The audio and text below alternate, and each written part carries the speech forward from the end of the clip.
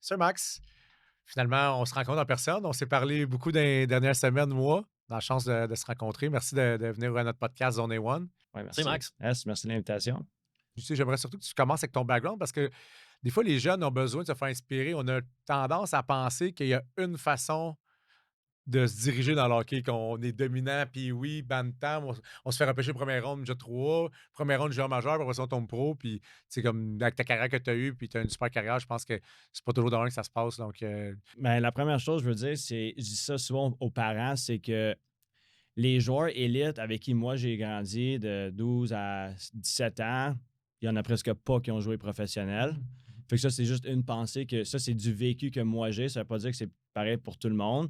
Donc, j'hésite beaucoup quand les parents ils me disent Ah, mon enfant, il est élite, il est dans les meilleurs, il a 14 ans. Ouais, mais après ça, tu as de la puberté, tu as aussi la motivation après. Est-ce qu'il va continuer à être aussi motivé ou est-ce que ça vient des parents? Genre, il y a beaucoup d'enjeux là-dedans. La première blonde. Ouais, il Qui y a, arrive il y dans a le beaucoup, portrait. exactement. Il Il y y a en a beaucoup qui de choses qui rigolent, hein, à peuvent ce moment-là. changer. Il y a beaucoup, la vie, elle arrive après. Fait que, mais de mon côté, si je commence avec ça, puis si je commence au début de ma carrière, j'ai joué du 2B. Je sais que ça a changé beaucoup le lettrage au Québec, puis comment ils divisent les années, mais j'ai joué du 2B jusqu'à Bantam. Bantam, c'est la première fois que j'ai joué Bantam 2A. Ouais. J'étais dans le West Island, j'étais à Montréal-Ouest. Puis Ok, t'as joué ton hockey mineur au Ouais, West Island. ouais, Ok. parce que Montréal-Ouest, dans le temps, c'était divisé avec. Il fallait aller au West Island. Ok. Puis avant ça, c'était la Chine, la Salle, ça a changé beaucoup. Puis ma première année midget, ben j'ai pas fait le midget 3A, j'étais allé midget espoir, pas été drafté, midget espoir à 15 ans. Après ça, ma deuxième année, midget 3, je retourne au camp. Moi, je pense que je vais faire l'équipe. J'ai travaillé super fort l'été. J'arrive là, ils me disent c'est un sport étude. Fait que, il faut que tu payes beaucoup. Mes parents, j'avais deux frères, c'était pas des parents super riches. Puis ils ont dit ouais, tu peux payer, mais sûrement tu ne joueras pas tout le temps, puis tu vas être comme un extra. Fait que là, on a hésité beaucoup. Puis moi, j'ai dit à mes parents, je suis assez confiant, peut-être pas juste dans le talent, mais de la motivation que j'ai long terme. Je vais trouver une façon. Fait que j'ai dit, dis-leur qu'ils me coupent. Parce que, tu sais, de Midget 3, tu peux changer après de région. Puis, je dis, on va s'arranger. Fait que mon père, tu sais, il dit souvent cette histoire-là que, tu sais, déjà à 16 ans, j'ai dit, non, non, ils vont me couper, là, puis on va s'arranger. ouais. Fait que c'est ça qu'on a dit. Ah, c'est bon. Ouais, puis là, je pense qu'eux, ils ont réalisé que, oh, faudrait pas qu'ils aillent ailleurs puis qu'ils performent dans un autre groupe Midget 3A. Ok. Fait que finalement, ils m'ont gardé. Puis T'ont donné un eux, poste un peu plus ils ont dit, OK, important. oui, on va le faire jouer. Tu sais, on peut pas juste jouer 20 matchs sur 50 puis payer pour le sport-études. Fait que, puis après ça, tu te devances de 2 mois, ben j'étais capitaine puis premier scoreur à défense. Sérieux? Ouais, fait que, tu vois que, Des fois, il y a un déclic, mais le mental, il était là. Tu fait que, sais. toute la Mais carrière. t'avais un niveau de maturité quand même assez intéressant à 16 ans pour dire non, moi, je m'en vais pas dans cette équipe-là. Puis c'était pas nécessairement pour challenger les décideurs de l'équipe, c'était pour dire ah, moi, je vais prendre un autre chemin là, à ce moment-là. Je pense que quand tu vis beaucoup d'échecs jeunes comme ça, tu arrives au 2A, tu Plus te fais résilient. couper. Là, tu es dans le char, tu pleures. Ou tu Ah, as ton père qui est là, tu que tu m'étonnes. n'as pas. Ouais. L'année d'après, OK, je vais travailler plus fort. Tu arrives, puis oui, 2A, deuxième année, hop, tu te fais couper encore. Quand tu arrives à un certain point, puis là, tu joues dans du 2B, puis je dominais, mais c'était un niveau plus haut que je voulais jouer. Mais à un moment donné, je pense que je me suis juste créé moi-même une confiance que je vais y arriver, je m'en fous. Puis c'est ça que j'essaie de montrer aux jeunes maintenant. C'est tu vas faire des erreurs, tu vas te faire couper.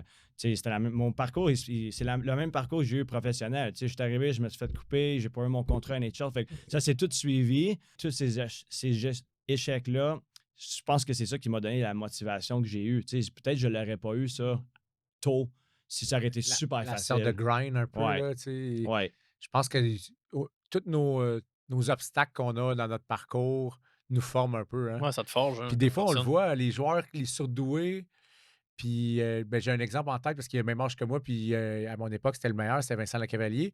Mais lui, c'est dans la Ligue nationale qui est arrivé son obstacle, c'est qu'il était pas, il n'a pas été aussi bon qu'il était supposé de l'être au début. Ça lui a pris du temps avant de réussir, mais tu sais, il a eu tellement eu un parcours facile auparavant. Tu sais, tandis que quand tu l'as jeune, tu es déjà prête à des gros obstacles là, quand tu arrives adulte à niveau professionnel. Ouais. Des fois, on a tendance à le voir comme un échec, mais habituellement, je dis souvent aussi, ce qui tue pas rend plus fort. Ouais. Tu deviens plus fort mentalement, plus résilient, plus prêt à affronter les obstacles. Puis quand tu vas avoir ta chance, ben, tu vas peut-être pousser la coche un peu plus haut. Ben, c'est sûr, il y a tout le temps des leçons là-dedans. C'est sûr que dans le moment, surtout à jeune âge, c'est dur Non, non, tu pleures. l'absorber. Ah Puis ouais. Mais je pense que déjà à 16, j'avais 16 ans, deuxième année midget. Tu sais, ça, je me rappelle de ce moment-là. Je me rappelle être dans la chambre avec les coachs puis dire comme mon père, il va vous parler. Puis là, il a dit ouais, c'est beau, coupez-le. Comme on va s'en aller. Tu sais, on ne paiera pas ce montant-là pour comme juste aller à l'école, dans le fond, puis faire des pratiques. Puis après ça, c'était comme. Tu te mets une pression un petit peu aussi sur le dos. Tu sais, je trouve que c'est pas si pire de dire OK, coupe-moi pas, je vais m'en aller. Puis là, tu restes là. Puis là, je dis à mon père OK, là, je vais leur montrer tu sais, que je suis capable. Puis juste avec mon éthique de travail, l'attitude que j'amenais, que j'avais pas d'attente. Tu sais, j'étais pas supposé être le meilleur défenseur. Avec moi, j'avais pas d'attente. J'étais juste, je m'en vais là, puis je grind, puis je travaille. Puis, tu sais, de là, ils ont dit, OK, là, ça allait super bien. Fait que, tu sais, pour qu'ils me nomment capitaine, je pense que j'ai fini deuxième scoreur en arrière de l'étang. Puis après ça, j'ai sorti en première ronde, junior majeur. Fait que de pas drafter à première ronde. Même pas supposé de faire l'équipe. Même pas supposé d'être là. Fait que c'est comme en 9 mois presque que ça a changé. Même pas un an, man. Wow. Puis j'étais rendu qu'au mois de mars, tu sais, je faisais des visites pour des prep schools américains, des écoles là-bas, USHL. Je pense que c'était pas le nom dans le temps, là, je me vieillis un peu, mais il y avait d'autres options.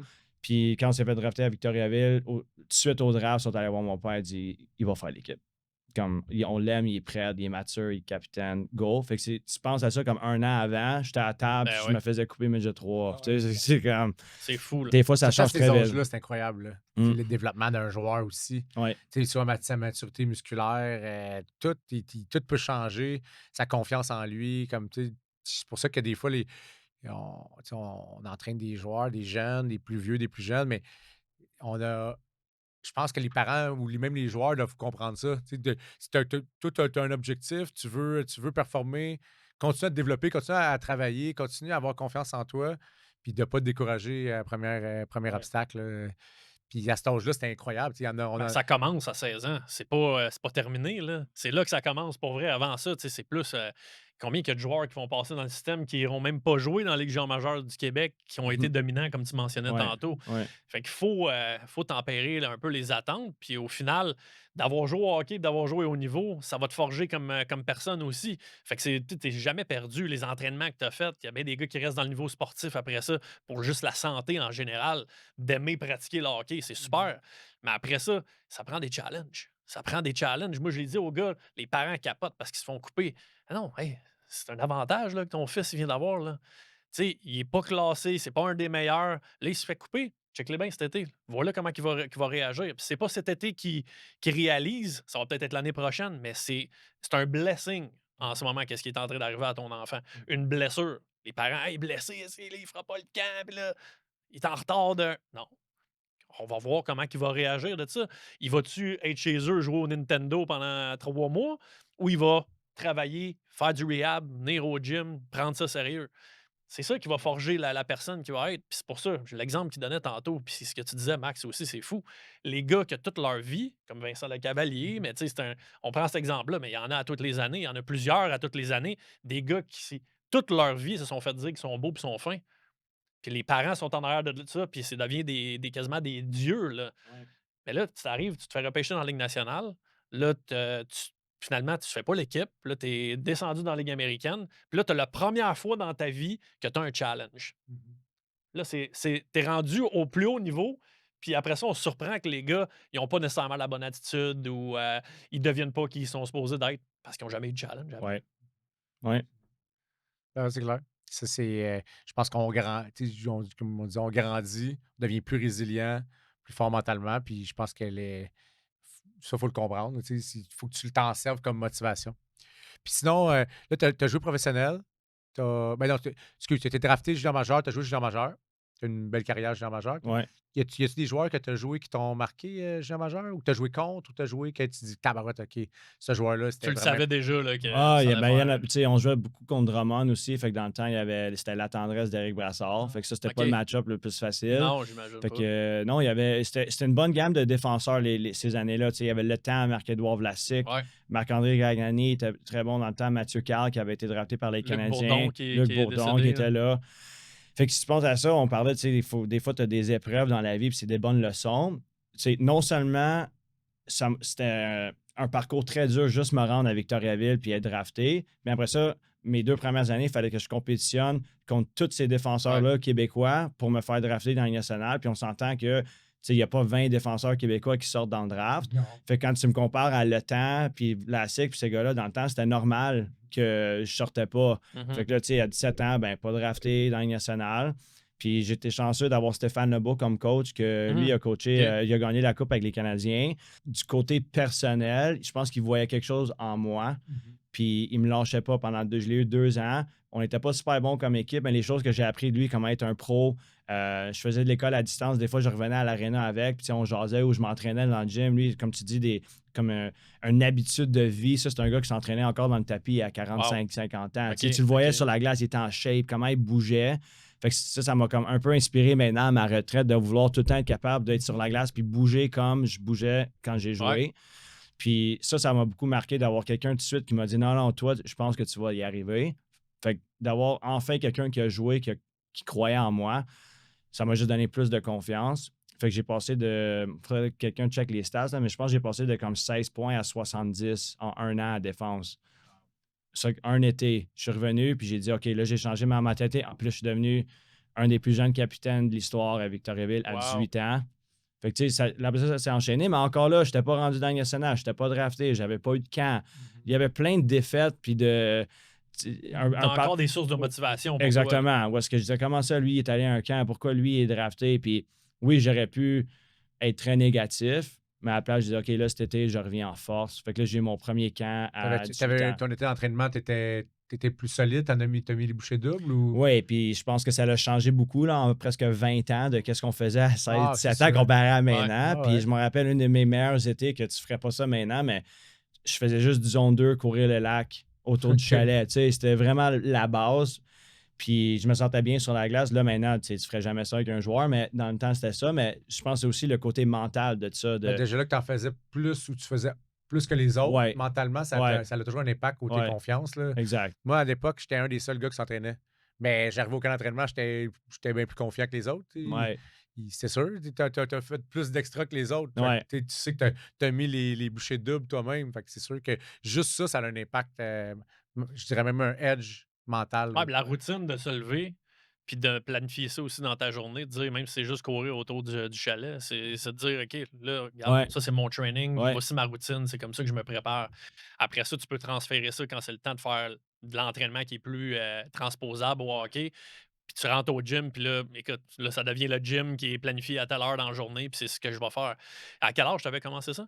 Quand je suis rentré midget 3A, fait que, tu penses maintenant un joueur de 15-16 ans, tu ne ferais pas un entraînement comme ça, mais pour moi aussi, je pense que c'était souffrir toute seule aussi, autour du chalet, la motivation, mes mots en français, intrinsèque. Intrinsèque. Ah, j'aime ça. de ne pas avoir tout le temps quelqu'un d'autre me dire Ben ou oui. faire pour l'argent. Tu sais, me lever au chalet à 7 h du matin à 16 ans, puis qu'il faisait froid un peu peut-être, puis dire, OK, là, je pars, puis je fais 3 tours de lac. Ça venait de moi, puis ça, je l'ai amené avec moi pendant toute ma C'est carrière. super important, ça. Je dis souvent que c'est bon, tu as dit ça, la motivation intrinsèque, c'est supposé toute part de là. La motivation extrinsèque peut te motiver ici et là parce que tu as quelque chose d'externe, tu as quelqu'un qui te motive, mais si tu n'as pas la motivation intrinsèque, tu n'arriveras à rien. Fait que c'est bon que tu aies mentionné ça. On en parle souvent. En plus, tu l'as dit en français contrairement à toi. Hein? Tu l'aurais dit en anglais. Ben, c'est pour ça, moi, je pense souvent en anglais quand j'utilise des termes comme ça. Il fallait que je change, mais je trouve que c'est vraiment important. Moi, j'en parlais beaucoup dans mes dernières années. Étant qu'un joueur plus vieux, avec de l'expérience, je voulais commencer à redonner il y a 3-4 ans. Je mettais beaucoup d'énergie là-dessus à l'aréna. Fait que je focusais un peu moins des fois sur ce que moi j'avais à faire. Je savais que, OK, si je me prépare assez, je vais être bon pour les matchs. Mais je voyais plein de joueurs qui n'avaient pas atteint leur potentiel encore. Souvent, c'était plus dans leur tête, c'était le côté mental, je trouvais. Puis je leur demandais souvent ça, c'est le pourquoi dans ta carrière, il doit changer, dépendamment t'es où dans ta vie. Puis j'ai parlé de ça quand j'ai pris ma retraite, mais le monde, ils ont peur de dire qu'à un moment dans leur carrière, ils l'ont fait pour l'argent ou ils l'ont fait pour telle affaire. Je dis, c'est correct parce que moi, en tant que coéquipier, je m'en fous pourquoi tu es là. Pourvu que tu viens sur la glace puis tu le fais pour l'équipe, que tu le fasses pour l'argent en arrière, ça me dérange pas. Mais il y a des moments, tu le fais pour ta famille, la stabilité, peut-être le rêve de jouer dans la Ligue nationale. Fait, ça va changer pendant ta carrière, mais à la fin, il faut que tu aies une raison d'être là. Puis après ça, si ça vient, comme on dit, dans le dedans, ça va changer Ouais, puis c'est complètement. plus facile aussi. Là. Ouais. Quand tu sais pourquoi tu te lèves le matin, Ouais, c'est bon, c'est transférable dans n'importe quoi, pas juste ouais, dans le sport. Là. exact. Nous, la raison pourquoi on se lève un matin à 6 heures pour venir faire un podcast, c'est parce qu'on veut changer des choses au Québec.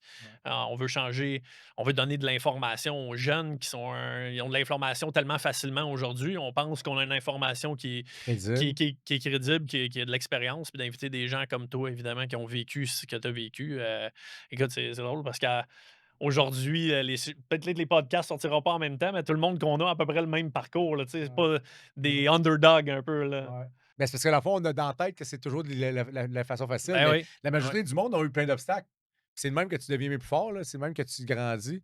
C'est des leçons pour la vie. Là. Je veux dire, à la fin de la journée, en arrière du hockey, il y a la vie aussi. Fait que si tu vas vivre des moments, Tu deviens pas faut un que joueur de tu saches hockey. gérer ça. T'es encore jeune, tu as plusieurs de projets futurs, business, etc. Ça a forgé ta personnalité pour C'est ce que je dis. les combats à venir. Là. Si le jeune ne devient pas un joueur de hockey, il va devenir un bon humain.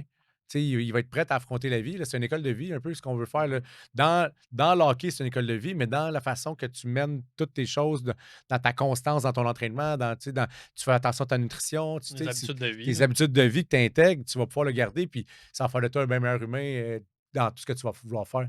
Mais quand tu en as parlé tantôt, là, de peut-être 3 4 ans, avant de prendre ta retraite, tu avais commencé déjà à amener de quoi de plus à tes coéquipiers, aux plus jeunes? C'est-tu là que tu as décidé de vouloir. Tu avais déjà une vision que tu allais partir neuro-hockey, puis savais-tu déjà ça là ou tu savais pas encore? Parce que je sais qu'un joueur de hockey qui a joué professionnel, puis je l'ai côtoyé beaucoup, il y a un moment dans leur carrière qu'ils se cherchent un peu parce qu'ils savent qu'ils sont bientôt à la croisée des chemins, qu'ils vont arrêter de faire ce qu'ils font depuis toujours, puis qu'ils sont vraiment passionnés, puis que finalement, ils ne savent pas encore ce qu'ils vont faire après. Tu as pris ta retraite officiellement du hockey cette année. Tu as terminé, il y a quelques mois, quelques semaines, ton niveau professionnel, ta carrière de hockey professionnel, mais tu as tout de suite déjà préparer, démarrer ton futur, ton entreprise qui est Noro Hockey. Mais c'est quand c'est arrivé, ce moment-là, que tu le savais ou tu as décidé de le faire, tu dis go, je me lance là-dedans? Je pense qu'au mois de décembre, quand je me suis blessé au doigt, j'ai manqué 6 semaines, ils m'ont mis une vis dans le doigt. Puis tu as le temps de penser beaucoup plus. T'es à la maison. Puis des fois, je n'étais pas avec les gars sur la route. Puis j'aurais pu jouer une autre année. J'avais eu une coupe d'offres, j'avais des offres pour faire du coaching. Puis là, à un moment donné, j'ai dit, OK, je vais faire des appels, voir si je peux-tu m'impliquer au Québec avec Hockey Canada, avec des structures au Québec. Parce qu'à la fin de la journée, je veux prendre ma retraite, je vais être ici. Puis quand j'ai vu qu'il y avait des opportunités, là, j'ai parlé longtemps avec ma femme. Ça vaut-tu vraiment la peine de jouer une année de plus, puis manquer des opportunités, de venir au Québec, puis déjà commencer peut-être une autre carrière? Fait que, oui, il y avait un deuil à faire parce que j'ai tout le temps été le pro ultime. J'adorais être à l'aréna. J'aimais ça être dans la chambre. Moi, passer des heures là, boire du café avec les gars, arriver le premier, partir le dernier, c'était dans moi, ça. Puis est-ce que je sais que tu es encore de niveau à jouer? Là? Oui, j'ai une bonne saison. Ouais. Puis j'ai eu des bonnes offres, mais on voulait peut-être ramener la famille plus tôt au Québec, puis s'installer ici. Puis j'ai gros des chums, puis des connaissances qui commencent à être impliquées de plus en plus dans les structures. Et je me suis dit, je pense que j'ai de quoi redonner. Ouais, il y a un bon timing. Là, bon timing. Ma mentalité, c'est un petit peu, j'ai la responsabilité avec mon parcours, puis avec les connaissances que j'ai, de peut-être comme aider des joueurs. Redonner. Ouais. J'aime pas ça parler de moi, mais je veux pas utiliser des noms de d'autres gars, mais il y en a plein des Max Noro là, qu'on peut développer comme des préparateurs physiques, jumelés avec des gars comme moi qui peuvent travailler sur la glace. Il y en a plein des gars qui sont pas draftés, qui vont avoir des meilleures carrières que tous les autres gars qui sont mis dans le top 10% de tout le monde. Fait que souvent, comme tu sais, après le 10% jusqu'au 40-50, il y en a plein de joueurs là-dedans qu'on peut trouver, qui peuvent avoir des super de belles carrières, même meilleures que la mienne. Il faut juste essayer de trouver, les motiver, puis les développer. Fait que c'est là que j'ai dit, OK, c'est beau, je reviens, puis c'est ça, je veux faire à 100 000 à l'heure. Surtout les gars que moi, je connais de proche, qui sont avec moi sur la glace souvent, je le vois des petites choses que je pourrais juste peut-être leur donner un petit edge que personne a su comment les aider. Puis c'est pour ça qu'ils ont tout le temps comme juste frôlé la ligne. Est-ce qu'on peut les aider à prendre le next step? Je pense que ta ligne est mince. Tu sais, genre entre un joueur qui va avoir qui est à ça, il cogne à la porte de la Ligue nationale, puis il y a un autre joueur qui passe. Est-ce que c'est le détail? Est-ce que c'est le 4 buts de plus par année? Tu sais, il y a plein de choses qui font qu'un joueur passe, un joueur passe pas. Puis je pense que d'avoir les outils justement pour aller chercher ça de plus, ça peut être immense au final. Là. Fait que je pense que tu l'as bien dit, là, si on est capable d'amener des joueurs à avoir ça de plus, puis ça de plus, puis ça de plus, on est sur la bonne voie, là. On est sur la bonne voie. Ouais, puis tu sais, j'adore être sur la glace. Fait que ça l'a aidé un petit peu dans la transition. Parce que c'est un gros choc pour certains joueurs de Prendre la arrêter retraite. sec, dire OK, je m'en vais à la maison, là, tu as plus de temps à la maison, tu es un peu perdu, est-ce que tu as des projets, je sais pas. Pour moi, de savoir, comme vous autres, me lever, encore avoir une motivation de tu sais, être sur la coche, comment je vis ma vie, préparer des pratiques, couper des vidéos NHL pour que les gars soient motivés, ils voient OK, wow, ça c'est je suis pas loin, là, tu sais, je serais capable. C'est une source de motivation. Fait que le monde dit est-ce que ça a été dur? Non, parce que tu sais, j'ai comme pas eu le temps vraiment de faire ma transition. J'ai embarqué dans de quoi directement, puis je suis tellement investi que j'ai même pas eu le temps de dire ah, c'est vrai, hein, j'ai joué 17 ans, puis là, c'est comme du jour au C'est lendemain, fini. c'est fini. Mais peut-être un jour au mois de septembre, quand tout le monde part pour leur saison, Ouais. je vais le sentir. Ouais. Mais encore là, j'essaie de préparer l'hiver pour être sur la glace, aider des structures au Québec, puis tu sais, encore être sur la glace, encore aider. Fait que tu sais, j'espère juste que ça m'amène tellement une joie que je dis j'ai pris la bonne décision finalement. Tu sais, j'ai pas besoin de. Je serais pas un gars qu'au mois de janvier, je vais appeler mon agent comme hey, tu peux-tu trouver un contrat? Ouais, c'est ça. Mais là, ça veut dire que cet été, c'est la première été, dans le fond, depuis des années, que tu feras pas nécessairement un entraînement spécifique pour ta prochaine saison, justement pour un contrat, pour un camp d'entraînement. T'as-tu déjà, même si tu dis, bon, j'ai pas le temps, etc., mais c'est sûr que tu as déjà pensé au fait que là, l'automne qui va arriver, tu t'en vas pas jouer au hockey dans une équipe, là. Ouais, j'ai été chanceux d'avoir des bons amis. Tu sais, Bruno Gervais, qui est quand même connu ici, qu'il a fait un peu la même chose que moi. Tu sais, il a fini sa carrière en Europe, il est revenu, puis tu sais, il disait fais attention, tu sais, choisis les bonnes opportunités, les bons projets. Lance-toi pas dans des projets ou des choses juste parce que tu veux rester occupé. Parce que c'est là que je pense que tu vas trouver le malheur de dire hey, j'aurais dû peut-être jouer une autre année. Fait que c'est pour ça que j'ai commencé au mois de janvier à un peu planifier. Puis j'avais pas pris de décision, mais je faisais des appels, tu sais, je faisais des entrevues. Puis quand j'ai dit OK, ça sent bien, ben j'essaie de bien planifier mes choses. Puis, exemple, quand je fais des glaces cet hiver, tu sais, j'ai pris un petit groupe, puis je leur ai dit je veux faire des choses différentes parce que, tu sais, on peut en parler tantôt, mais être capable de déléguer dans ce que tu n'es pas bon ou de trouver du monde qui sont meilleurs que toi dans certaines choses, moi, je crois beaucoup à ça. J'aurais aimé en avoir plus dans ma carrière pour être capable d'aller, tu sais, piger un peu partout puis vraiment m'améliorer, être une éponge.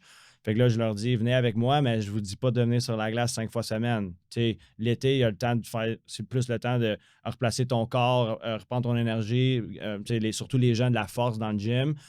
Puis moi, je fais des techniques de lancer, je travaille beaucoup avec les défenseurs, avec du vidéo. Mais après ça, est-ce que tu peux trouver un power skating coach? Si tu en as besoin de ça, ça ne sera pas moi. Mais est-ce que tu peux trouver un strength coach qui va t'aider? Il faut être capable de déléguer parce qu'à la fin, si le gars il joue dans le national, on sort tous gagnants. Puis c'est ça le but. Ben, c'est parce que dans le fond, comme tu expliquais, même dans la game de hockey, si toi, tu te spécialises dans une pratique, là, je sais que tu as une de tes forces, puis ceux qui n'ont pas suivi, qui suivent pas ta page sur Instagram, c'est vraiment bon, là, Neuro Hockey, je l'avais dit l'autre jour, c'est vraiment bien, tu vas voir ça, c'est bien détaillé, les explications sont vraiment bonnes, mais en même temps, là, sur la glace, les joueurs vont pouvoir le pratiquer. Tu amènes des points de lancer, de comment ouvrir tes hanches, etc. C'est des détails qui font une Mécanique, grosse là. différence. Ouais, ok. Mais tu as d'autres coachs justement qui vont donner du power skating. Si c'est une faille que tu as besoin, tu as besoin Des mains. des skills de dribble, etc. C'est juste que je pense que ce qu'on voit aujourd'hui, puis pourquoi ben, il y a eu une effervescence des skill coachs beaucoup dans le hockey depuis 10-15 ans, non, 10 ans, surtout 10 ans, c'est que les joueurs font juste ça. On travaille les mains autour d'une poubelle, on saute par-dessus, des cons, des ci, des ça. Tu fais un spinorama, puis mais c'est bien beau, là. Puis à la limite, c'est bon d'avoir ces habiletés-là parce que ça peut t'arriver dans un moment, mais il n'y a pas juste ça dans le game qui se passe, tu sais. Puis je pense que ça fait qu'il y a de moins en moins de joueurs qui comprennent la game, qui savent bien la jouer. Puis je pense que c'est une des erreurs qu'on fait. Ben, la majorité de la game, t'as pas la POC. C'est fait que t'as les mains de malade, mais tu sais pas te positionner. C'est pas McDavid qui ont calculé, c'est le Ouais. top des tops. C'est Ouais, quoi? C'est une minute? 1,47. Ouais, c'est ça. J'avais une 52, en tout cas une 47. C'est le meilleur joueur au monde. C'est le gars qui a le plus de possession de rondelles dans la Ligue nationale en ce moment. Dans un match, c'est 1,47. Ouais, puis tu sais, t'ajoutes encore sur ça, tu regardes maintenant les séries éliminatoires, la porte du C'est jeu, encore moins. c'est sur la bande aussi. Ouais. Les réceptions sur la bande, manger un check, être capable de rouler. Il n'y a pas grand maniement de rondelles là-dedans. Si tu regardes vraiment les buts, comment ils sont marqués, c'est un triangle dans l'eau. Les gars, ils mangent 2 mises en échec, ils la mettent dans le milieu, ils scorent. Puis le gars qui reçoit la rondelle, il ne manie pas, c'est Il in achète and tout de out. suite. Ouais. Fait que, tu sais, je veux dire, le maniement de rondelle, oui, tu en as besoin. C'est pour ça que je dis à mes joueurs, tu sais, venez sur la glace. Avec moi, on va travailler certaines choses, surtout avec les défenseurs puis les techniques de lancer. Mais après ça, justement, il faut que tu travailles d'autres skills partout. Puis il faut que tu focuses surtout l'été, tu sais, dans le gym aussi. Tu sais, il y a beaucoup d'éléments. Mais de là à dire comme, OK, viens me voir, puis tu sais, je fais un buffet, là, puis moi, je fais tout. Ça, tu sais, je crois pas à ça. Puis je pense que c'est ça un petit peu que je vois de plus en plus en faisant des recherches en Europe avant de partir avec on appelle ça plus des development coach. C'est que J'aime ils ça, ont limite. une mentalité totalement différente de ça. Ils sont moins comme moi, je fais tout, mais ils sont plus spécifiques dans certaines choses parce qu'à la fin, ils n'ont pas le nombre de joueurs qu'on a en Suisse qui sont prêts à Ouais. dépenser puis à jouer. Donc, eux autres, ils n'ont pas le volume, ils n'ont pas le choix de développer mieux que nous. Fait qu'en pourcentage, ça Ouais. finit par être meilleur que nous parce que il faut qu'ils forment des équipes pour les Olympiques, pour les championnats du monde. Ils n'ont pas 1 million de joueurs comme nous autres C'est ici. ça. Là. Ouais, puis Non. le but, c'est pas de monter des business, c'est le développement qui est mis de l'avant. C'est ça la grosse différence aussi. Il y a des structures, là, tu sais, dépendamment quel pays tu parles, mais les coachs sont employés par la structure elle-même, puis il y a une orientation, tu sais, c'est systémique dans le pays, au niveau, à la limite, quasiment gouvernemental.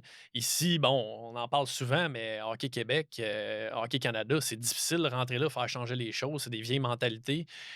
Puis, nous autres, on le voit au niveau de la préparation physique. Tu sais, on a des coachs qu'on connaît qui ont des années d'expérience, entraîner des gars de la Ligue nationale 1-1, mais au niveau de leur implication dans changer les concepts d'entraînement, c'est encore des affaires qui datent tu sais, de 20-25 ans, là, tu sais, parce qu'il faut que ça passe par le milieu universitaire.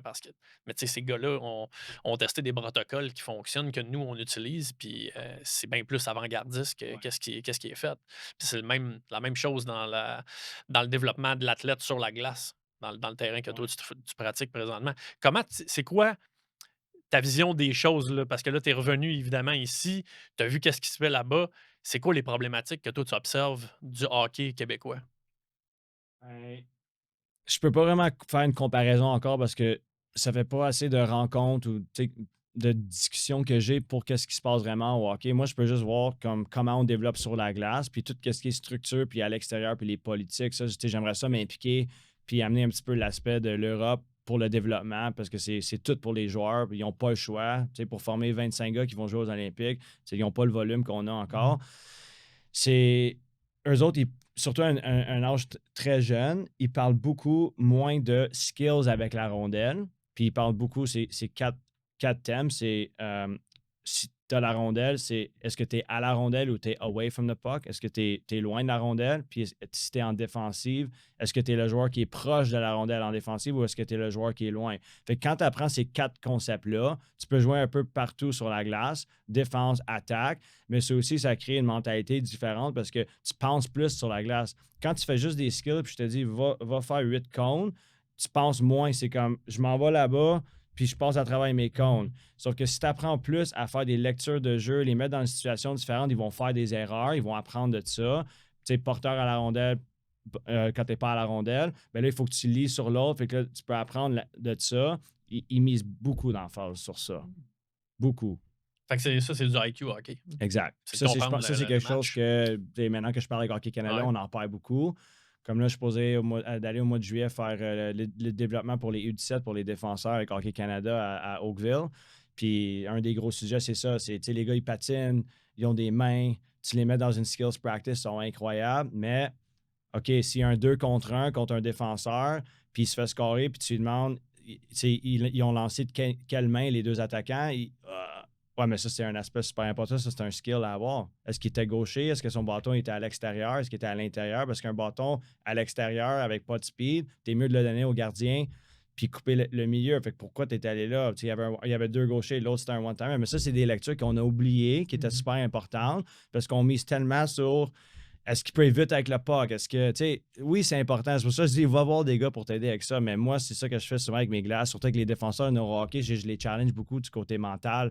Es-tu capable de lire le 3 contre 2? C'était quoi les mains? Puis souvent, les enfants sont pas capables de te répondre. Mais ouais, mais t'as 16 ans. Je veux dire, tu devrais le savoir, ça. Tu sais, je comprends puis oui, OK, ils sont jeunes, puis là, il faudrait développer des skills, des situations de match, mais rendu à un âge, les gars sont assez bons que tu donnes une passe transversale à un one-timer, elle est sûrement dans le net. Fait que, tu sais, pourquoi tu n'es pas capable de lire ça? Parce qu'on mise trop de l'emphase sur d'autres choses. Ouais. Ouais, c'est drôle, ça me rappelle. Moi, je jouais au soccer. Je n'étais pas impliqué dans le hockey comme vous autres. C'est plus tard que j'ai commencé à jouer, mais je jouais au soccer au niveau. Puis au secondaire, on jouait, puis on pratiquait vraiment pour les skills. Tu sais, parce que tu es jeune, tu sais, tout le monde venait voir les équipes de l'école. Puis c'était souvent tu sais, de faire des beaux jeux. Oui, de gagner, mais tu sais, on voulait montrer qu'on avait des skills. Fait que les pratiques, c'était beaucoup orienté, oui, des systèmes de jeu, mais ils nous laissaient du temps pour pratiquer nos gestes. Alors que moi, à l'époque, je faisais surtout ça par moi-même. Tu sais, autant au hockey qu'au soccer, c'était à l'extérieur des pratiques tactiques. Et quand j'ai fait ma transition au cégep, puis que j'ai commencé à jouer pour l'équipe de l'école, le coach était exactement en train de nous montrer l'intelligence au jeu. Donc, moi, je n'étais pas défenseur, j'étais un attaquant. Mais il m'a montré, puis j'avais jamais appris ça de ma vie, là, puis j'avais joué toute ma vie au soccer, comment défendre quand tu as un attaquant qui arrive devant toi. Il faut que tu fasses un effet piston. Tu sais. Fait que le joueur arrive près du défenseur, tu recules. Parce que sinon, au soccer, vous savez comment ça marche, mais tu vas créer un offside. Fait qu'il faut que tu recules. Puis s'il y a une passe transversale, ben là, tu te rapproches, c'est l'autre qui recule. Donc, il m'avait appris des concepts de défensive que j'avais pas besoin d'utiliser dans un match parce que moi, j'étais attaquant, tu sais, j'étais un striker. Mais ça avait changé ma perception de la game complètement. Fait que mon jeu défensif au soccer, quand j'ai évolué comme joueur, parce que j'avais déjà tous les autres attributs, exemple, ben là, j'avais pris une coche complètement. Puis c'est fou parce que ce que tu mentionnes présentement, c'est zéro fait en ce moment au Québec. Puis je sais pas au Canada, à l'extérieur, mais de ce que je vois, moi, au Québec, les jeunes, écoute, sont même pas proches de comprendre ces éléments-là d'un match. Là. Ben, je pense pour ça que si je voulais vraiment m'impliquer, ouais, c'est de l'éducation. Tu sais, sur ma page Neuro Hockey sur Instagram, souvent, tu sais, j'ai un onglet en haut, puis c'est ça, c'est juste éducation. Fait que c'est même pas moi qui parle, c'est vraiment juste des clips dans la Ligue nationale pour montrer des fois la simplicité. On essaie de compliquer les choses des fois. Tu sais, je te donne un exemple. Hier, j'étais sur la glace avec un joueur, il est deuxième année Bantam, un très bon joueur de Laval. Puis son père, il me dit ouais, mais tu sais, tu veux-tu qu'il aille plus vite? Tu veux-tu... Non, comme reviens à la base. J'ai dit, premièrement, ton enfant, il va vite à 100 000 à l'heure parce que c'est juste ça qu'on lui dit de faire. Vas-y, fais des cone drills, vas-y à 100 000 à l'heure. Fait que quand il embarque sa glace avec moi, je lui ai dit, moi, je vais faire complètement l'inverse de ce que tu fais d'habitude. Je te slow down à un quart de vitesse. Et en plus, j'ai dit, je veux aucun maniement de rondelle pendant 60 minutes. Je sais que tu vas le faire pendant le match. Il y a des moments pour le faire en zone neutre, etc. Donc, exemple, je commence sur la glace. La première chose que je fais des passes transversales sur son forehand. Puis il n'a pas le droit de manier. Fait que, il n'est pas habitué, c'est automatique souvent les jeunes maintenant, parce que c'est juste ça qu'ils font. Fait que là, il apprend. Fait que même à force de lui dire à toutes les répétitions, on était rendu à la 3e, 4e minute de la pratique. Puis à chaque fois, non, encore, c'est automatique. Fait que tu penses, puis là, j'y montre. Puis là, j'ai un iPad sur le banc que j'ai tous mes clips. C'est le thème de la pratique. Puis là, j'ai dit, OK, viens ici. Là, on regarde l'iPad. Presque tous les buts maintenant sont en entrée de zone, qui sont des passes latérales. C'est tous des gars qui ne manient pas la rondelle. Fait que là, j'ai dit, pourquoi si c'est Benajad, si Panarin, si ces gars-là, ils ne manient pas une rondelle, pourquoi toi, tu aurais besoin de travailler ça, tu penses? Je sais pas. Fait que moi, je dis, create a new automatic. Fait que ton nouveau automatisme, ça va être, tu vas la recevoir, tu vas la placer tout de suite à la bonne place. Puis l'effet de ça, c'est que ta tête est déjà haute maintenant. Fait que en la recevant, tu es déjà prête, passe, shoot, delay. Le problème, c'est qu'ils sont tout le temps en avant d'eux, fait qu'ils sont pas prêts à lancer, ils sont pas prêts à faire un jeu. Donc, pourquoi on fait juste apprendre ça? Fait que dans mes pratiques, souvent, avec les gars, pour les shots, je leur dis, il n'y a pas de maniement de rondelle. Oui, dans une autre pratique ou dans une game, il va falloir que tu le fasses. Mais avec moi, tu le fais tellement que là, j'en veux pas pantoute. C'est excellent, ça. C'est excellent. Puis le fait de ralentir le pace pour observer qu'est-ce qui se passe. Parce que c'est pas vrai dans une game, de toute façon, que t'es contre. Tu sais, c'est sûr, un match de playoff, là, puis t'as 45 secondes all-out. OK, mais la majorité des matchs, c'est pas ça, là. C'est observe qu'est-ce qui se passe, positionne-toi au bon endroit, prendre lecture de jeu, faut que tu réagisses à tel scénario. Ben, si t'es tout le temps all-out, puis comme tu dis, les mains, tu peux pas être cognitif en même temps. Tu peux pas être dans ton cerveau puis essayer de prendre la bonne information puis de réagir à cette Sauf information. même en playoff, je te dirais, la majorité des buts, c'est des one-touch. Ah ouais. C'est pas Des que- rebonds devant le net. Si t'as fait ça, t'es déjà un bon tour sur Ah toi. ouais, là, c'est tu sais, ça, t'es- c'est ça. Ouais, les joueurs trouvent ça intéressant qu'ils se l'ont jamais fait présenter comme ça. Que souvent, c'est pour ça que j'amène l'iPad sur le banc. Avant la pratique, je la mets dans la chambre pour que les joueurs peuvent voir. Souvent, c'est des 2 minutes sur un roll, puis c'est comme le thème de la pratique. Mais je prends Austin Matthews comme exemple. Tout le monde pense comme McDavid dans un autre. Il se promène où il fait juste des one-timers. Mais comme tu dis, la moitié de ses buts cette année, c'est sur 69, c'est qu'il rentre dans un neutre en pizza, puis il ralentit pour trouver son spot parce qu'il sait qu'elle s'en vient. Puis aussitôt qu'il l'a, il est déjà prêt pour loader puis lancer. Fait que si tu penses à ça, il a fait le 3/4 de la glace, il n'y a pas de à rondelle. Il a reçu sa palette, il n'a pas manié une fois, puis il a scoré. Je veux dire, on se complique la vie des fois pour rien.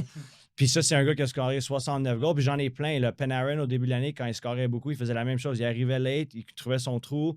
Il faut que tu aies de la confiance que le gars, il va t'en donner. Mais quand la rondelle, elle s'en venait, tu le voyais comment il plaçait ses pieds et ses hanches. Il était déjà prêt pour l'accepter puis la partie parce qu'il voulait battre le gardien au poteau. Il n'y a pas de à rondelle tout le chiffre. Fait que comme on parlait d'une minute 47 ou 52, ça revient à ça à la fin de la journée. Fait que pourquoi on travaille juste ça? Nice. Très bonne question. Pourquoi on travaille tout ça? Ben parce que c'est flashy, je pense. Ouais. C'est flashy, les gars, Étonnant. maintenant, des Michigan, ou, tu sais, là, les parents, ils veulent voir leur enfant faire ça. Puis, tu sais, je les comprends d'un certain point de vue, dans le sens que ton fils ou ta fille qui génère des faits saillants, avec les réseaux sociaux aujourd'hui, les parents mettent ça en ligne, puis ça attire des vues, puis tu te sens fier comme parent.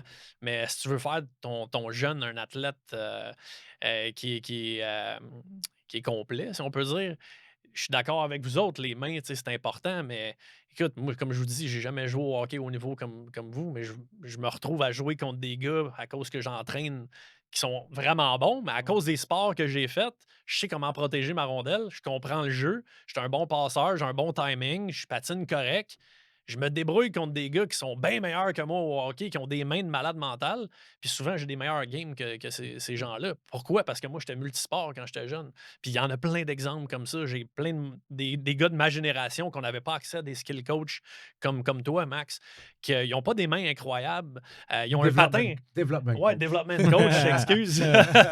Mais ça fait des gars sur une glace qui ont une intelligence au jeu sans avoir un patin de fou, sans avoir les fameux 3-4 steps là, tu sais, au devant. C'est sûr que tu la rajoutes ça en plus, ça devient des joueurs incroyables. Mais ce que je veux dire, c'est on est en train de bâtir une nouvelle génération de joueurs qui comprennent pas le hockey. C'est ça, dans le fond, l'idée. Ils comprennent pas le hockey. C'est des tactiques individuelles. Puis une chose que Sean Burke, que je pense que tout le monde connaît, il travaille avec les Canadiens, là, il était avec les Golden Knights. Puis moi, je l'ai eu comme DG avec Hockey Canada pendant plusieurs années. Fait que lui, il m'aide beaucoup en arrière avec tout ce qui est dans mon développement, qui rencontrer. C'est resté un ami pour moi. On a tout le temps eu une belle relation. Puis il m'a dit quelque chose au mois de février que je ne fais pas croire que je avais pas pensé ou que je n'avais pas remarqué. Puis ça m'a vraiment marqué. Puis là, je le vois de plus en plus. Il dit... Nous, quand on a grandi, on écoutait un match de hockey au complet. Un samedi soir, moi, je me rappelle, je faisais des back-to-back, 7 heures puis 10 heures. J'étais assez chanceux d'avoir le droit à... Fait que j'allais voir tous les matchs ou un triple header. Il dit, les joueurs, maintenant, ils se réveillent le matin, puis ils mettent les highlights sur YouTube ou NHL, puis ils voient juste ça, mais ils ne voient pas que la majorité de la game, elle s'est faite avant ce but-là. Fait qu'ils apprennent absolument rien. Fait qu'ils voient juste le but ou le jeu incroyable, mais ils ne voient pas que, dans le coin, exemple, j'ai un dossier, c'est juste Kucherov, puis j'appelle ça juste comme battle away from the puck. Comment il était comme si ouvert dans ce slot? C'est parce qu'il y a un gars qui est parti de la slot, il a essayé de le ramasser dans le coin, il a su se protéger, rouler du hit. Là, c'est le gars qui a tombé à terre, il est allé dans le slot, il a scoré. Il n'y a aucun skill là-dedans. Là. C'est du développement aussi du côté mental du hockey sense. Il sait que s'il bat le gars à ce spot-là, il n'a pas besoin de manier une rondelle, il fait juste la mettre dedans. Mais ça, on ne l'apprend pas, puis on ne le voit pas. Ça, c'est les highlights qu'ils ne mettent pas sur la télé. C'est tellement. Ben, Le- non, mais les highlights. la compréhension aussi qu'il sait qu'il y a eu qu'un lousse de temps. Là. Il s'est acheté du temps et l'espace sans se l'acheter vraiment parce que c'est le gars qui est tombé. Moi, je prends le trou qui est là puis je l'utilise. Mais c'est vrai ce qu'il dit parce que moi, je demande souvent aux kids, tu sais, on a une session one-on-one avec eux autres, je dis, puis c'est qui ton joueur préféré dans la Ligue nationale? Tu sais, puis les gars, souvent, ben, ils vont dire, tu sais, McDavid, Matthews, etc. Puis je dis, puis t'as écouté la game hier, nanana, puis ils n'écoutent pas les matchs, les jeunes aujourd'hui. Comme tu dis, ils vont sur Instagram, ils vont sur Facebook, ils regardent les highlights ou des reels que tu vas voir, tu sais, les joueurs faire juste comme le but incroyable ou la feinte incroyable. Puis c'est vrai que ça change complètement ta perspective de dire, OK, mettons, t'identifies. Moi, je faisais ça quand j'étais jeune. Je regardais, mettons, Joe Sakic. Je regardais pas juste Joe Sakic comme, OK, il l'a mis dedans. Je regardais Joe Sakic toute la game. Mes yeux étaient sur Joe Sakic. Puis là, tu comprends c'est quoi préparer un but.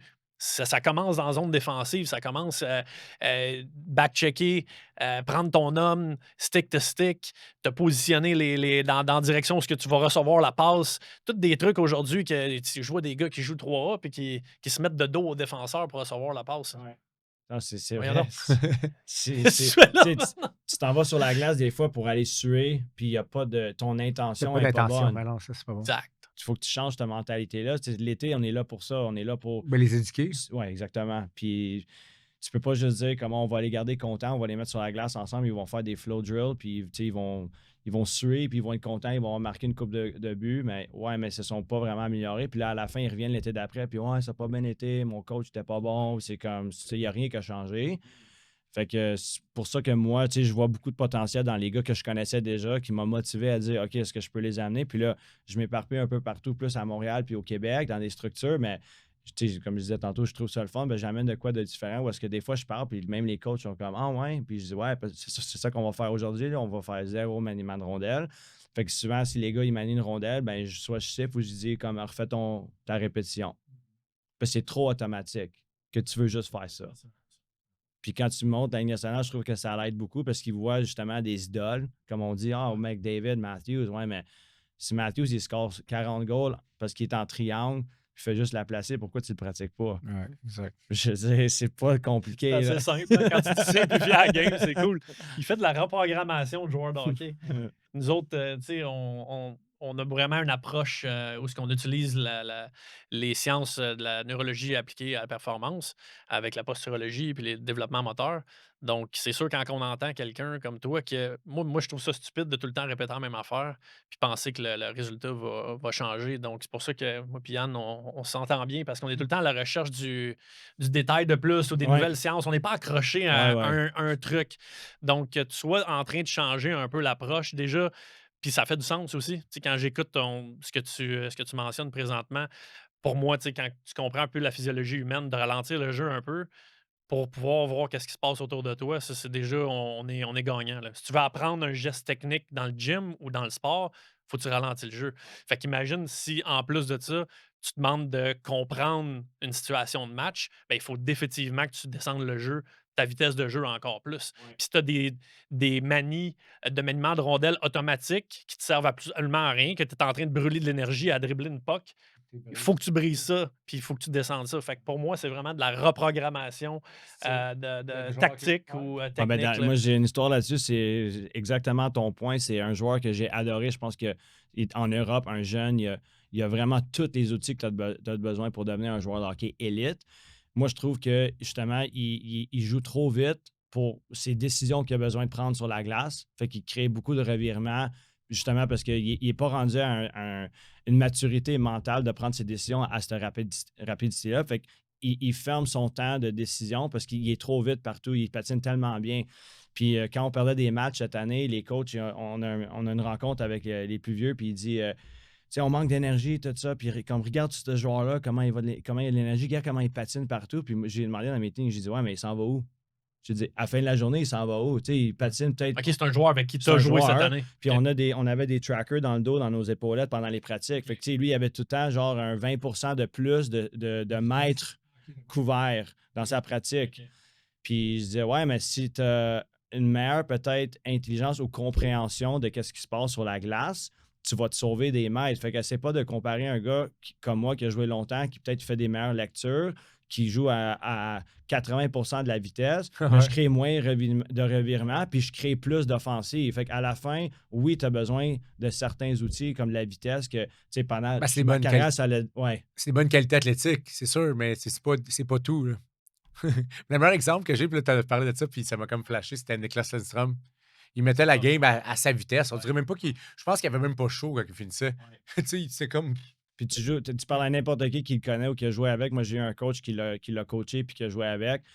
Puis il disait, il était même pas comme si élite dans tout. Il était juste tellement constant. Puis tous les détails qu'il avait travaillé dans sa carrière. Tu sais, c'était un des meilleurs joueurs pour ça, je m'en ai dit. knocker des rondelles. Mais tu sais, il disait qu'il travaillait, il disait aux attaquants à la fin des pratiques, quand venait, il travaillait ça. Puis, il y a alors que c'est un défenseur. Non, ce qu'il faisait, c'est que, mettons qu'à l'époque, il y avait plus de dompe qu'aujourd'hui. L'avant, il veut la domper pour lui dans son coin. Mais tu sais, il y a Chip. Lui, il regardait son joueur, puis il a chippé au vol, puis c'était une pause qu'il faisait. OK. Il a tapé tard. Fait que tu sais, même.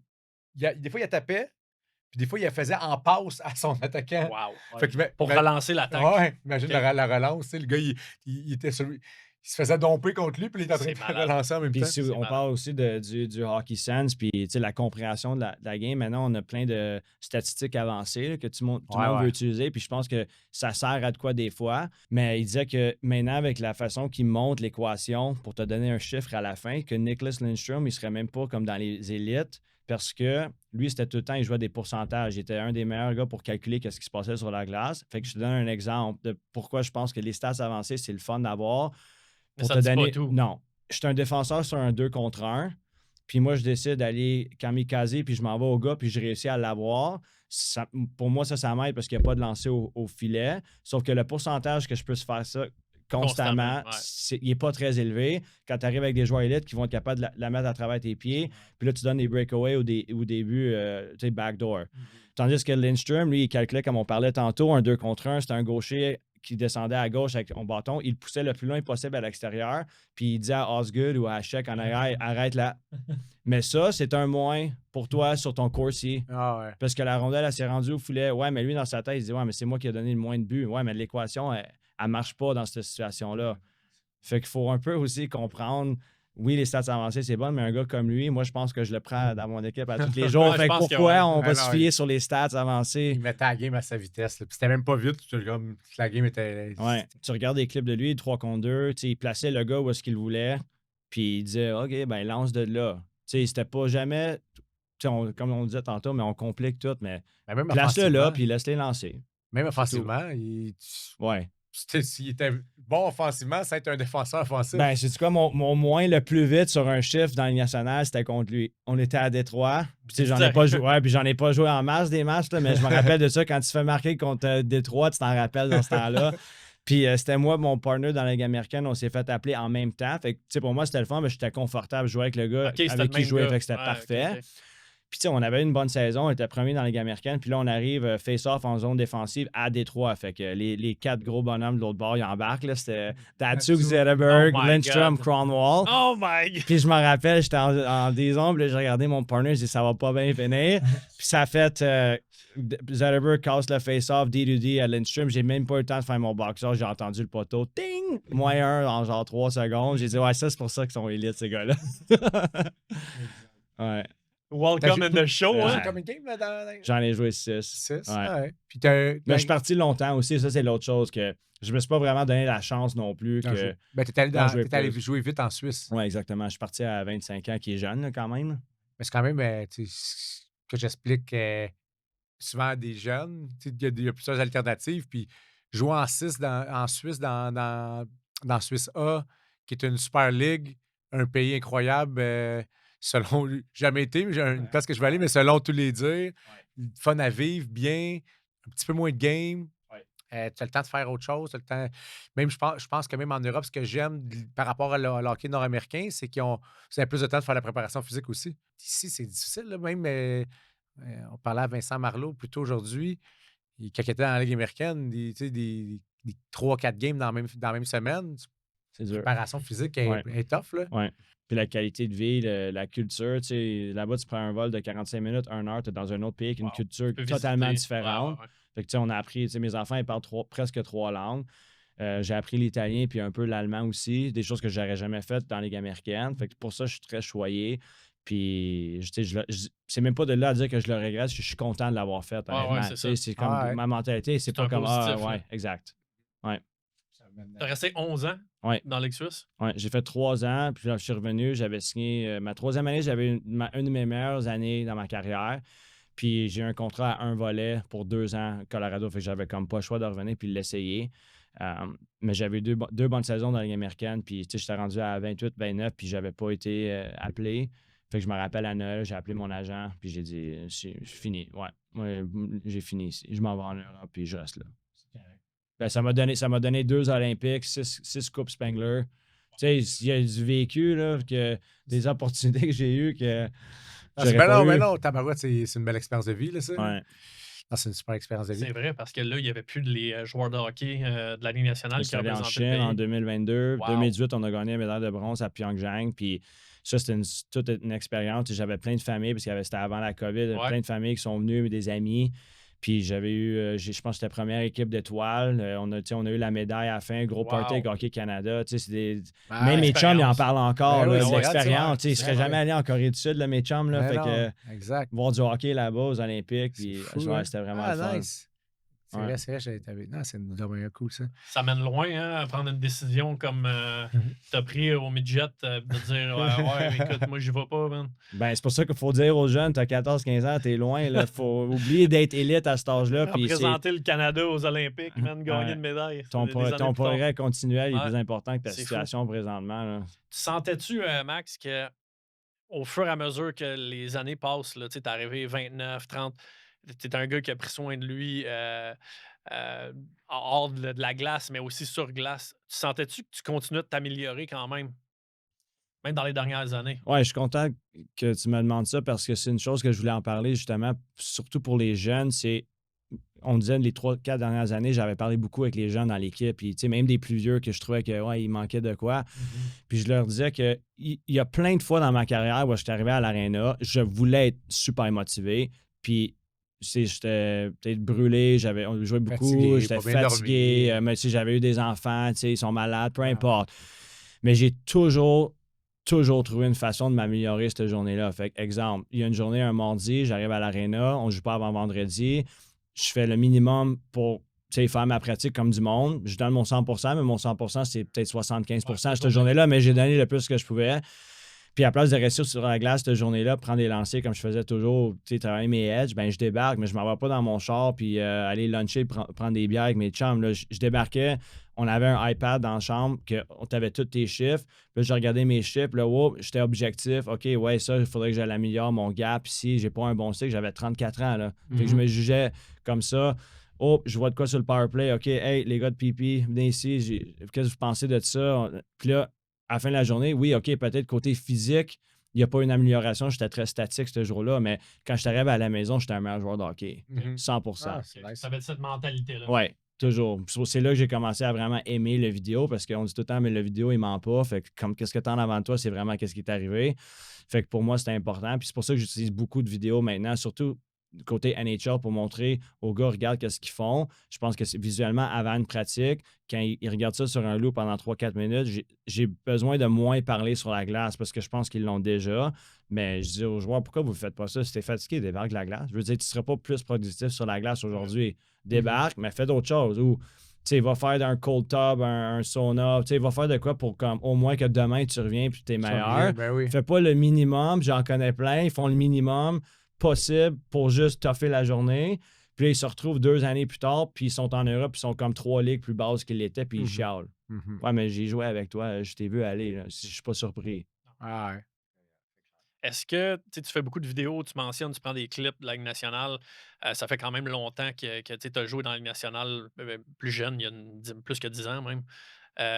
Est-ce que tu trouves que qu'est-ce qu'on parlait par rapport aux jeunes tantôt, est-ce que c'est rendu vraiment que des skills? Est-ce que tu as vu aussi la Ligue nationale? Évidemment, ça l'a changé, mais est-ce que tu trouves que c'est rendu justement une game plus de Il y a des tracés déjà. Tu sais, les gars ont moins. Moi, ce que je me rappelle, j'écoutais le hockey. Tu sais, on a tous à peu près la même âge. Là. J'écoutais l'époque justement des Joe Sakic, Steve Yzerman, Mario Lemieux, Gretzky. Je trouve que l'intelligence hockey de ces gars-là était supérieure. Peut-être pas la vitesse, le physique, etc. Mais d'un point de vue objectif, quand tu regardes les matchs que tu regardes aujourd'hui, peut-être d'une autre époque, est-ce que tu trouves que cette game-là est rendue justement plus une game de. Tu sais, c'est plus comme voici le vidéo, les gars, on veut avoir notre système de jeu comme ça, puis on suit ça. Puis il y a moins de place à l'imaginatif puis au créatif. Ben, un peu des deux. Ça dépend quel type de joueur tu es. Mais moi, je trouve que les automatiques qu'on disait qu'on a créés, c'est pas toujours les bons. Puis, t'as pas tant. Tu sais, à un niveau, tu vas être capable, junior majeur, tu vas t'en sortir. Là, tu regardes des gars comme Gauthier présentement à Drummond qui joue super bien. Tu sais, lui, il va être capable de s'en sortir parce que son niveau peut-être de talent comparé aux autres dans la ligue, il est beaucoup supérieur. Fait que c'est normal que tu vas bien paraître, tu vas t'en sortir. Fait que moi, qu'est-ce que je veux. Tu sais, je suis allé pratiquer l'autre jour avec, je dirais pas qui, mais c'est comme les meilleurs 15-16 ans. Puis, il y a un joueur, il ne voulait pas embarquer.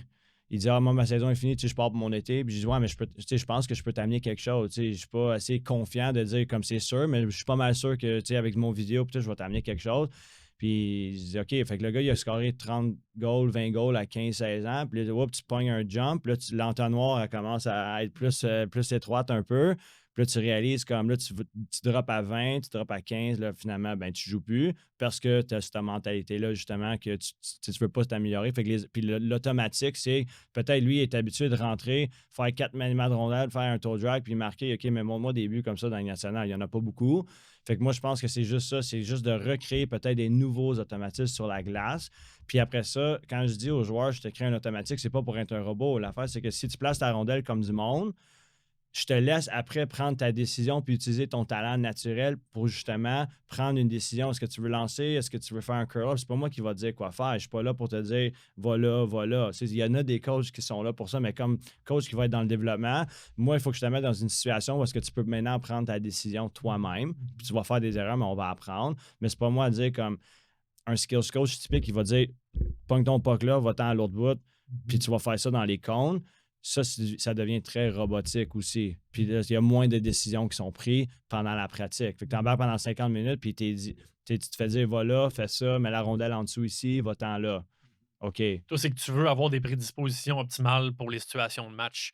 Tu veux que les gars soient prêts quand ils ont à prendre un lancer, que tu sois dans la meilleure position possible pour le prendre, puis que tu saches repérer ton environnement pour prendre cette décision-là, puis faire le bon geste à ce moment-là. Absolument, parce que ça va leur mettre dans une situation parce qu'ils ont déjà la tête haute. Fait que je donne un exemple. Un joueur qui a beaucoup plus de talent que moi, mais qui est habitué de manier une rondelle, qui a la tête basse, va peut-être être au même niveau que moi, moins de talent, si j'apprends à placer ma rondelle comme disons, mais avoir ma tête élevée, parce que moi, je vois le jeu mieux que lui présentement. Fait que peut-être ma décision, les deux avec la tête haute, elle aurait été moins bonne que la sienne, mais là, il descend à mon niveau. Puis là, son temps de réaction, il baisse. Exact. Fait que là, le potentiel, y a-tu vraiment un meilleur potentiel que moi s'il n'est pas capable de faire ça? Je ne sais plus. Fait que c'est ça que je veux essayer d'amener. Malgré. Ben, c'est là que c'est intéressant parce que nous autres, on travaille beaucoup dans les qualités athlétiques, développer un athlète. Mais là, si tu développes un athlète, plus on amène des éléments comme ça, ben là, c'est sûr qu'automatiquement, ben, on vient de level up un joueur. Là. Ah, puis la game, étant donné qu'elle est plus rapide, le temps de réaction, il faut qu'il soit de plus en plus élevé. Puis si tu n'es pas dans un bon état d'esprit en partant, si tu n'as pas ces automatismes-là de positionnement sur la glace qui te permettent de prendre un lancer, exemple, le plus rapide possible, tu n'as pas besoin d'avoir le meilleur lancer. La preuve, c'est qu'on le voit dans la Ligue nationale, il y a des gars qui n'ont pas des lancers incroyables, mais la puck, elle sort vite. Puis ils peuvent la placer parce qu'ils ont déjà la tête dans les airs. C'est un gars comme Jack Hughes. J'ai tout le temps ça en tête parce que Il est tout petit. ben oui, puis mince, les 2 premières années, on le voyait, il était fragile. C'est pas comme Matthews quand il est rentré dans la ligue, il se un faisait de bon la zéro. place. Ouais. Mais Jack Hughes réussit peut-être éventuellement à marquer autant de buts Ah ouais. totalement différemment que Matthews parce que quand il patine de même, il patine comme le vent, mais il a la tête dans les airs. Fait qu'il est double treat en plus. C'est un passeur incroyable. Fait que je pense que effectivement, en générant des joueurs de hockey qui peuvent développer ces positionnements-là, petit mot, en plus de travailler sur l'aspect sensoriel, nous on travaille sur la qualité du mouvement oculaire, sur le positionnement des pieds au sol, ben toi, tu es comme le top de la pyramide, tu es l'extension de tout ça au final. Là. Ça serait intéressant de faire une recherche sur le père de ces frères-là, voir qu'est-ce qu'ils mangeaient à la maison, parce que moi, j'utilise... C'est drôle que tu dis... Tu utilises beaucoup Quinn, hein? Oui, j'utilise beaucoup Quinn dans mes vidéos. Puis pour une... Je veux pas me répéter, mais Je dis, il a fait presque 90 points cette année, puis encore là, la moitié de ses points, il est sur une jambe, la rondelle est placée, il ne manie pas la rondelle, puis il la met à 2 pieds, puis avec des gars en avant du filet. Je veux dire, il n'y a pas. Il n'y a pas les le jouets des plomb, joueurs. là. Il y a une popée shot, Quinn, mais pas. C'est pas. Non. C'est C'est incroyable. OK, oui, ça prend des gars en avant, mais ça, c'est la responsabilité de l'équipe ensemble. Faut quand même ta place là, tu sais, avec tout ce monde-là devant toi avec des bâtons qui veulent l'intercepter. Exactement. Fait que, je dis oui. Puis c'est ça l'affaire avec McCarr que je trouve dur, c'est que tout le monde dit ouais, je veux être comme McCarr. Tous les droitiers que j'ai, comme c'est ton joueur préféré, McCarr. Puis là, il le voit aller une fois aux 5-6 matchs. Puis là, il part. Puis là, il fait un goal incroyable. Puis là, ils ont comme ça dans la tête. Comme dans la tombe A. Ouais, exact. Là, tu fais des end-to-end parce que tu es plus vite que tout le monde. Puis t'as pas besoin de déjouer, tu fais juste partir. C'est pas un talent, ça. C'est juste plus de vitesse. Mais il fait pas juste ça, McCarr. C'est ce qui arrive. Non, c'est ça, lui, dans la nationale. Puis, il fait mal pareil des défenseurs là-dedans. Là. Fait que, lui, c'est un autre niveau. Puis, oui, c'est vrai, pour moi, de ce côté-là, c'est le meilleur dans la ligue. Mais après ça, qu'est-ce que faut comme. Pour ramener les joueurs un peu à terre, c'est pas à terre, mais à la réalité, c'est de dire OK, mais regarde, je vais t'amener des clips de McCarr. Mais moi, j'ai un fichier de McCarr. C'est à peu près comme 30 de ses points, buts et assists dans les dernières années. Puis sur ce clip-là, si j'ai un montage, là, c'est comme un 8 minutes. Puis il reçoit la rondelle de McKinnon, il ouvre sa hanche, il est sur une jambe, il la lance à 2 pieds, Nichushkin en avant, il a tip. Ah, OK, ouais. Fait que là, il a fait ça 30 fois, puis il a fait 3 fois l'autre goal. Fait que lequel on devait travailler le plus, tu penses? C'est la même chose avec le Michigan. Trevor Zegras, OK, il en a scoré des Michigan, là, mais il y a plus de buts que son shot que son Michigan. Ben oui, tu regardes les deux Quinn Hughes, McCarr, c'est ça. Ils travaillent, qu'est-ce qu'eux autres, ils font, qui les mettent à une situation où ils sont capables de dominer sur le powerplay, même 5 contre 5 à la ligne bleue. C'est ça, arrête de regarder juste sa montée, puis regarde objectivement comment il a fait ses points. Ta mentalité, elle va changer. Ben, ce qui résume bien ça, c'est. Moi, je donne souvent l'exemple aux gars, les Kachuk, qui sont des gars que des matchs, tu ne les verras pas en tout. Ils reçoivent la rondelle, ils la redonnent tout de suite.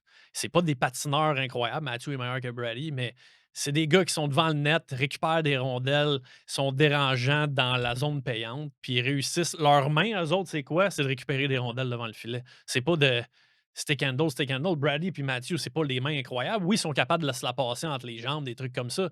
Mais au niveau de la rapidité, c'est pas Patrick Kane, c'est pas Jack Hughes, c'est pas ces gars-là. Mais à la fin de la game, ils ont 4 points. Oui, puis la réalité, c'est que pas juste au Québec, mais partout dans le monde, ça va être plus facile de trouver et développer des joueurs comme ça que des joueurs spéciaux. Puis si j'avais dit ça en Europe, il y a une couple d'années, quand il fallait que je fasse une présentation avec un autre joueur, puis j'ai dit, c'est qui votre joueur préféré dans notre équipe ici, proche de Zurich? Puis là, il nomme tout le premier scoreur.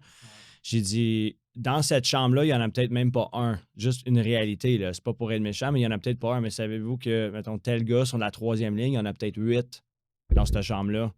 Fait que c'est à vous autres de décider comme tu vas-tu all-in juste des skills ou est-ce que tu vas vraiment travailler ta game complète? Parce que tu sais, être un joueur de 3e ligne, là, je m'excuse, mais même dans le national, là, tu finis là, je pense que tu es bien heureux. Ben, moi, un bon ami à moi, c'est Maxime Talbot. Ouais, exact. La carrière qu'il a eue, les 2 buts qu'il a scorés contre Détroit en finale, ça vaut de l'or, mais il a une carrière incroyable. C'est un joueur de 3e ligne qui a appris à jouer la game. Puis, il était dominant le junior, mais ça n'aurait pas été assez s'il avait juste joué sur son talent. Il a su changer aussi. Il s'est adapté. Il n'est pas devenu un joueur de première ligne. Il a dit OK, il faut que je survive dans le national, je vais faire ça, je vais bloquer des shots. Ouais. Sa tâche. Physiquement, il mettait vraiment une grosse emphase sur son côté physique, là, sa préparation physique. Ouais. Puis ce qui faisait qu'il était capable d'être intense, rapide, sans être si gros, il jouait gros. Ouais. Fait que c'est un peu l'exemple qu'on devrait prendre, c'est absolument là, des joueurs comme ça que tu as beaucoup plus de chances de te rendre peut-être au niveau ultime si tu joues plus la game comme ça que faire des toe drag puis te mettre entre les patins tout le temps. Là. Hey, merci, Max. Gros merci, Max. Super discussion. Je t'avais jamais vu en personne. J'avais juste eu des bons commentaires de toi. Tant mieux. Mon ami Francis Paris m'avait dit ouais, c'est un super bon gars. Fait que j'étais bien content de te rencontrer. Merci d'être venu à notre podcast. Merci beaucoup. Hein. Salut. Ciao.